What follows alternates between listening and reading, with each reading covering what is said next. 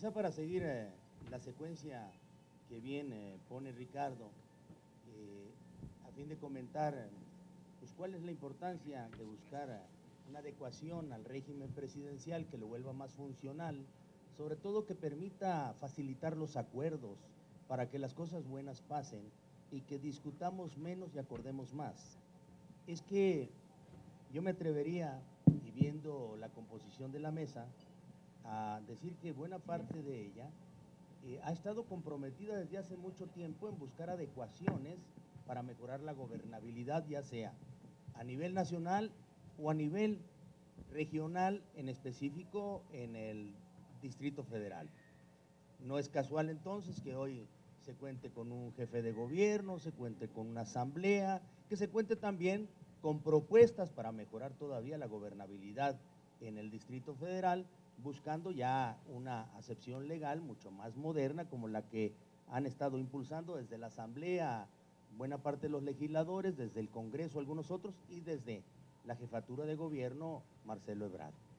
Pero recuerdo perfectamente bien, y creo que la memoria la alcanzará mejor por muchas razones al señor diputado Porfirio Muñoz Ledo, que desde trincheras parecidas y compartidas, o trincheras distintas posteriormente, en 1977, después de las elecciones de 1976, que se tuvieron y que las recordamos muy bien, que fueron pues de un gran candidato que triunfó por haber sido único y porque pues en una campaña sumamente ardua de varios meses dio la vuelta por la República Mexicana para poder imponerse frente al candidato del Partido Comunista, que no tenía registro, por cierto, y terminó pues ganando con una abrumadora votación que de todas maneras pues nos hizo parecer que el sistema político mexicano, planeado desde hacía muchos años, pues estaba haciendo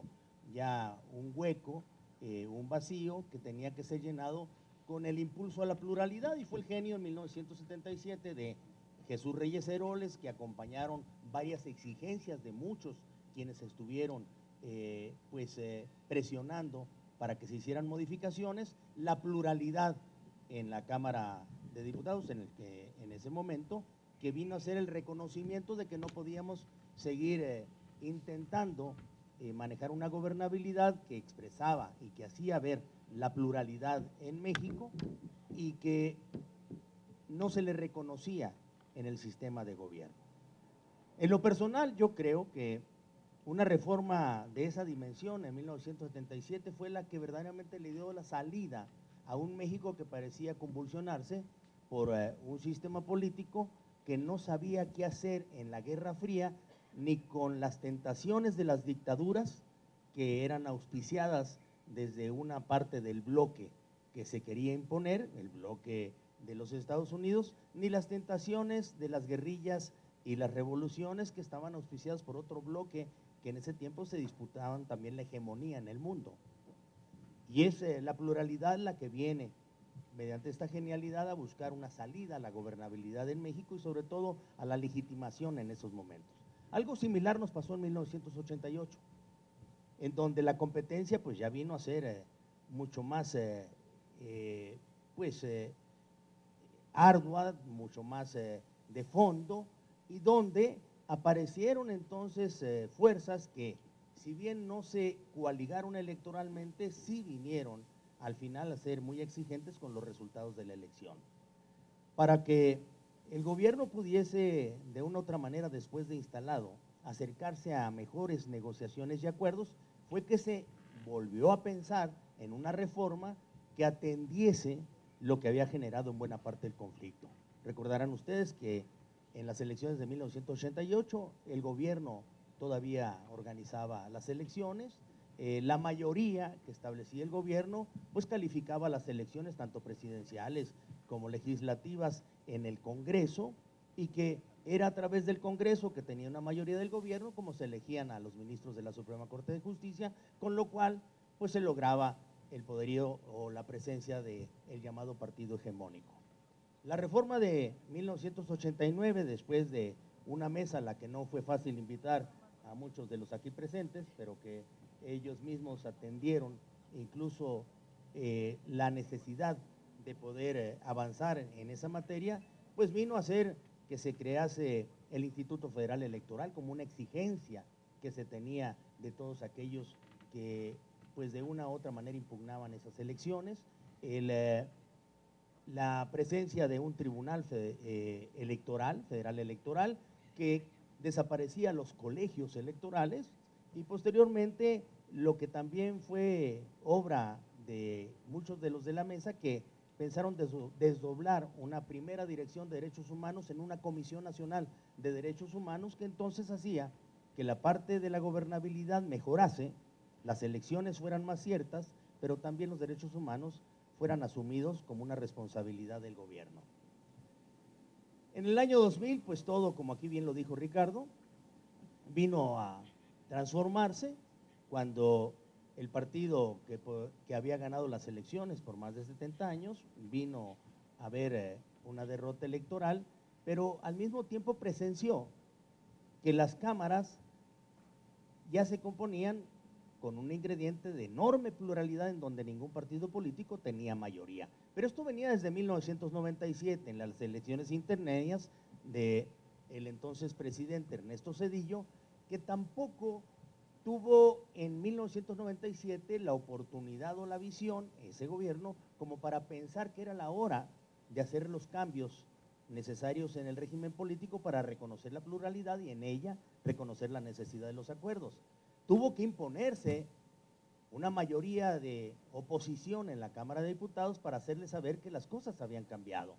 Y esa historia la conocen mucho mejor ustedes. Pero en el 2000, muchos de nosotros pensamos que con la llegada de la alternancia deberíamos de vivir también el acceso a la transición del régimen, a buscar adecuaciones en el régimen que hicieran más posibles los acuerdos. Fue que nos dimos a la tarea muchos de estar planteando lo que imaginábamos debería ser la transición, pero la misma no se dio en el mismo sexenio, y las acusaciones entre el Poder Ejecutivo y el Poder Legislativo, uno y otro, pues abordando las culpas ajenas de por qué no pasaban las cosas, fueron que vieron nacer el 2006. Un 2006 que vino acompañado de elecciones todavía más dramáticas que las que se habían vivido en el pasado, que tuvieron que ser asumidas con responsabilidad, sustentada en el valor de las instituciones que habíamos creado en 1989 con un Tribunal Federal Electoral que dijo su última palabra sobre la legalidad, pero que todavía puso en discusión y sobre la mesa lo que había sido la realidad.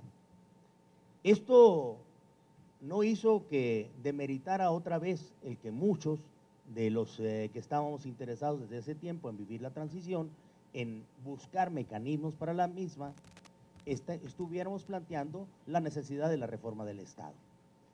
Ahí surge una ley para la reforma del Estado que nos convoca simplemente a que planteemos las ideas y las dejemos sobre la mesa, muchas de las cuales fueron asumidas y otras que permanecen, por cierto, en Cámara de Diputados, depositadas en la mesa directiva de la anterior legislatura, y que debieron de haber continuado en esos trabajos para poder cristalizar pues algunas de las medidas que mejorasen sobre todo la gobernabilidad.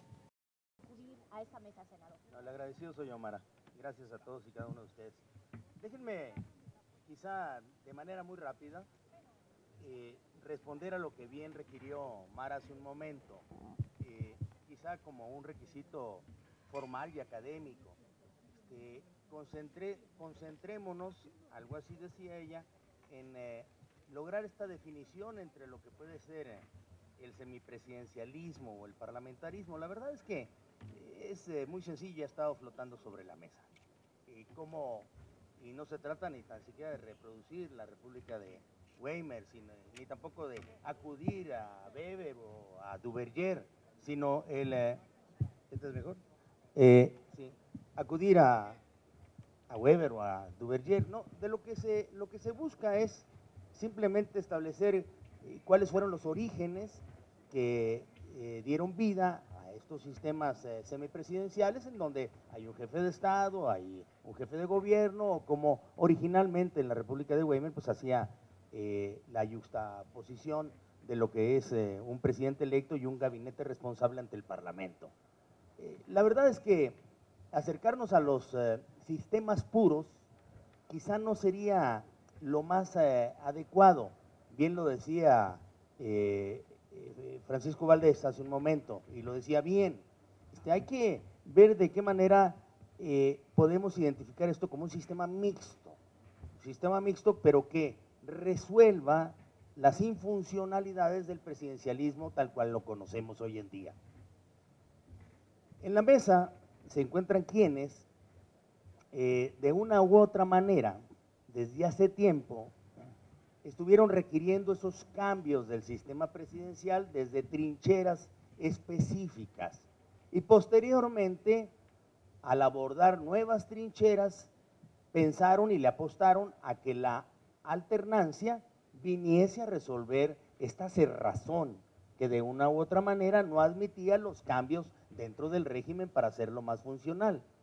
Esta parte que bien relataba Ricardo, en donde el que gana, gana todo y el que pierde, pierde todo y al final todos salimos perdiendo, no todos salimos ganando, porque las cosas no suceden. No hay posibilidad de poder armar un gobierno alrededor de políticas públicas que los identifiquen en un objetivo común, como bien lo señalaba hace un momento el diputado Muñoz Ledo, aun cuando tengamos diferentes formas de visualizar la consecución de ese objetivo común. Creo que en verdad que ninguno de los que estamos aquí presentes duda de que es necesario hacer cambios importantes para poder resolver la falta de crecimiento económico, la falta de una educación de calidad bien diferenciada, lo que es verdaderos programas en contra de la pobreza, mientras logramos que el crecimiento económico y el empleo resuelven de manera definitiva este problema, y también el combate a la inseguridad que hoy nos ha traído violencia. Pongo un ejemplo. ¿Quién podría estar en desacuerdo en la decisión que tomó el presidente de la República de abordar con toda firmeza el combate al narcotráfico y a la delincuencia organizada, incluso sin hacer un diagnóstico correcto utilizando las Fuerzas Armadas?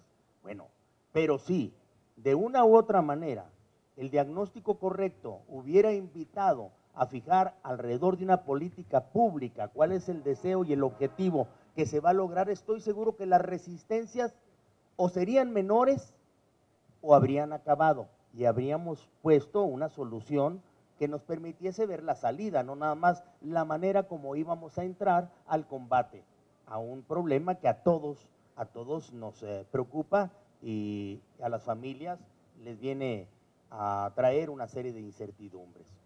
Las políticas públicas solamente se pueden lograr pactándolas, o se pactan en el Congreso, en un sistema que ya no es adecuado como el actual, por los porcentajes que bien señalaba hace un momento Ricardo, y que la lógica nos indica que no van a variar, de que seguiremos teniendo resultados electorales en donde tendremos en el futuro un presidente con menos del 50% de la votación, como sucede hoy con cerca del 37%, o sucedió en la anterior ocasión en el 2000, donde podíamos identificar la mejor manera de alcanzar la transición con el 42% mayor de votación, pero que en el futuro estos porcentajes de votación podrían reflejar nuevamente que la legalidad impusiera un presidente de la República, pero la realidad diría que seguiríamos consiguiendo resultados mediocres por la falta de acuerdos con un Congreso en el cual giran buena parte de las participaciones de quienes lo componen, no alrededor de políticas públicas que nos den estabilidad, sino sobre posiciones específicas y muy válidas de cada fuerza política que las hacen valer constantemente. Pronto nos acercaremos, señor diputado, otra vez a discutir un presupuesto que no ha resuelto los problemas en el pasado, pero que lo más probable es que resulte igual.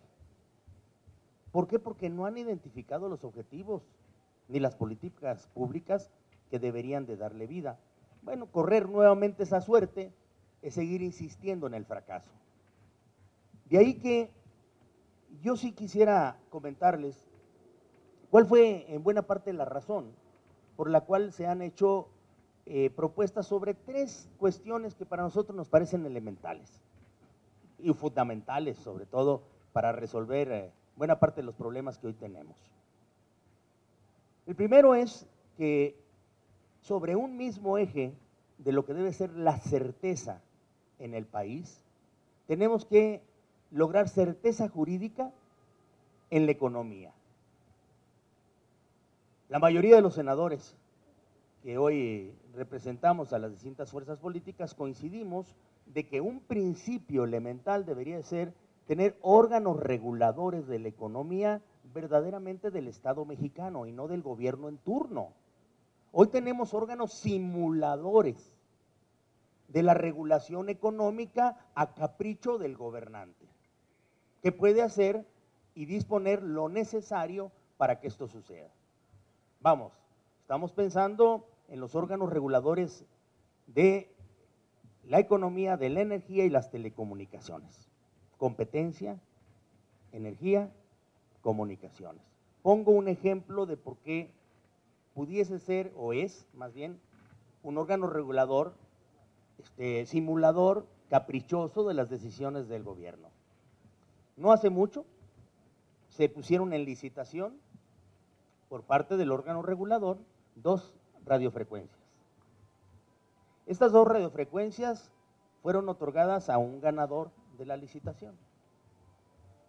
Pero cuando uno se pone a analizar cuál fue la votación que se dio en el órgano regulador que representa los intereses del Estado, vemos que un bien público de tanta importancia fue vendido con 2 votos a favor, 1 en contra, una abstención y una ausencia.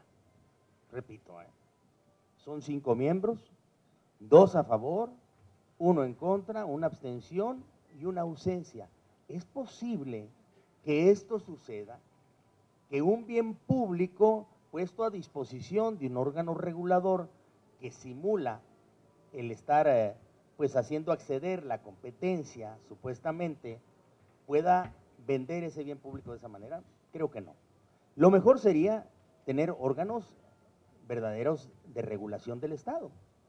El órgano regulador de la energía es más bien un órgano regulador de las tarifas de la energía que impone la Secretaría de Hacienda, pero no para que se dé por completo la competencia, y así podríamos seguir hablando. Certeza jurídica a través de órganos reguladores. Certeza ciudadana. Ojo, esta parte está incluida en la reforma, en donde le damos vida, aun cuando exista debate todavía al respecto, a las candidaturas independientes, a la iniciativa ciudadana y a lo que es la consulta popular para definir las políticas públicas, acabar los debates sobre ciertas políticas públicas si las quiere o no el mexicano o la mayoría de los mexicanos.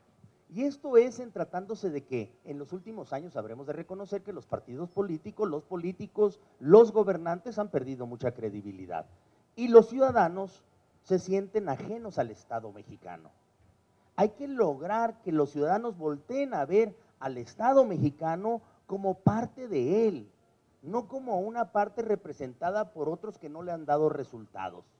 Si hay movimientos en el mundo, y México no es ajeno, que vienen a tratar de sustituir a quienes forman parte del sistema, e incluso tienen visos de anarquismo, es por la falta de resultados del sistema actual. Y por eso hay que abrir las puertas para que ellos lleguen a buscar una representación directa. No es tan sencillo como aquello de si no les gusta, ustedes háganlo. No, es verdaderamente adecuar el sistema y entonces dar la oportunidad para que ellos estén presentes. Y por otra parte, el encontrar cómo resolver esta preocupación común, que es la gobernabilidad, mayorías estables. Yo no reñiría con, nunca lo podría hacer, sería un desatino, con el señor diputado Porfirio Muñoz Ledo sobre el tema de si es gobierno de coalición o un gobierno de mayoría. La verdad es que lo que se busca es eso, una mayoría estable que se logra con una coalición que gira alrededor de políticas públicas, así lo identificamos nosotros en la iniciativa, que compite contra las otras dos fórmulas, una que es un regreso al pasado, que es esta de las cláusulas de gobernabilidad, la otra fórmula que es una apuesta sobre la suerte, que podría ser la segunda vuelta electoral, a veces funciona, a veces no funciona, y la otra que es una apuesta a la política, que es gobiernos de coalición. Hay que apostarle a la política. La política puede resolver en buena parte, sobre todo si tiene un instrumento en el sistema presidencial, buena parte de los problemas que hoy vivimos. Estas apuestas nos permiten entonces visualizar que en esta ruta de la transición, tan buscada desde hace tiempo por muchos de quienes están en la mesa y que han dispuesto lo necesario con su vida política para estar dentro de una organización o de otra, pero buscando la transición, acomodar a la nueva realidad del sistema político mexicano, es lo que nos podría ayudar a resolver buenas partes de los problemas. ¿Por qué opcional? Bueno, creo que en buena parte hay que disponer lo necesario para incluso convencer hasta los más escépticos. Hay que eliminar las resistencias para ver un gobierno de coalición. Si algunos de quienes están en la mesa, como es el señor licenciado Manuel Camacho, ha buscado en los últimos años, sobre todo, llevar a cabo alianzas electorales para convencer de la conveniencia de que el juego debe ser de participación de todos y que nadie puede seguir apostándole a ganar todo y hacer perder todo a los demás, aunque solamente cuente con el 37% del apoyo, es en la ruta de lograr consolidar un sistema, demostrando en la parte electoral que es necesario abordarlo de esta manera. Y con esto vencer resistencias de aquellos que pensaban que no era necesario hacer nada, sino solamente esperar que ellos llegaran a gobernar. Y con esto se resolvía todo. Por ello, estoy más que convencido de que un gobierno de coalición como el planteado evita también el caer en las cuotas y en los botines que bien señalaban hace un momento. Y por el contrario, lo que dispone son procedimientos que nos permitan ir de acuerdo en la búsqueda del mismo objetivo. Termino. Sí, nos faltó perfeccionar quizá este sistema, como dije hace un momento, o esta propuesta, con la posible moción de censura, pero es para evitar resistencias. Creo que al final de cuentas deberá de haber un procedimiento de esta naturaleza. Y decíamos que es opcional porque hago la metáfora de que es casi lo mismo de cuando podría suceder que a alguien le entregasen, por ser un buen piloto aviador, un 747 del año 2012, en el cual el piloto que se subiese al mismo le dijera a quienes se lo están entregando, por favor apágueme el radar, apágueme la computadora. Y entonces el constructor del avión le dice, oiga, mi amigo, pero ¿cómo lo piensa usted volar? Ah, es que yo soy nieto de un piloto del Escuadrón 201 y a mí él me dijo que yo lo podría volar, pero al sentimiento, porque los aviones hay que sentir su vibración. Oiga, mi amigo, pero usted trae 500 personas atrás que pagaron boleto. ¿Por qué no prende la computadora? ¿Por qué no prende el radar? Y vuela mucho más a gusto y más tranquilo. Ya no más faltaba que el mismo piloto, al ser requerido por los que pagaron boleto, se voltease y le dijera, y si no le gusta, vuélelo usted, ¿no? Pues no, el tema es cómo logramos que se generen estos cambios en un sistema presidencial, adecuándolo con algunos instrumentos parlamentarios. Es pasar, quizá, tratando de eliminar esas suspicacias de que la democracia nos ha traído problemas, a la que respondemos que los problemas de la democracia se resuelven con más democracia. Es pasar de lo que es el sufragio efectivo a una democracia efectiva. que dé resultados y que los mexicanos nos sintamos cada vez más cómodos con los avances democráticos logrados. Es quitarle lo aburrido a la vida política, es pasar de los gobiernos divididos a los gobiernos compartidos a través de modificaciones del sistema presidencial mexicano. Muchas gracias.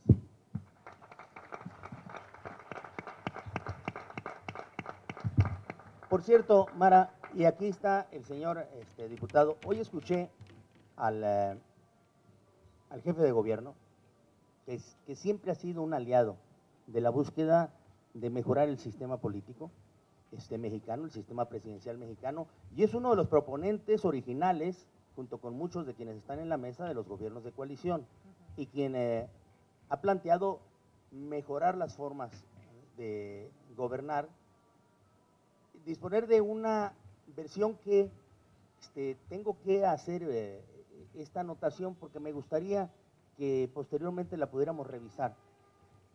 Pude ver yo muchas de las iniciativas que se presentaron de reforma política, tanto en el Senado como en la Cámara de Diputados, pero en la iniciativa del diputado Chuaifet no vi que tratase el tema de la cláusula de gobernabilidad. Creo que alguien más lo metió como iniciativa.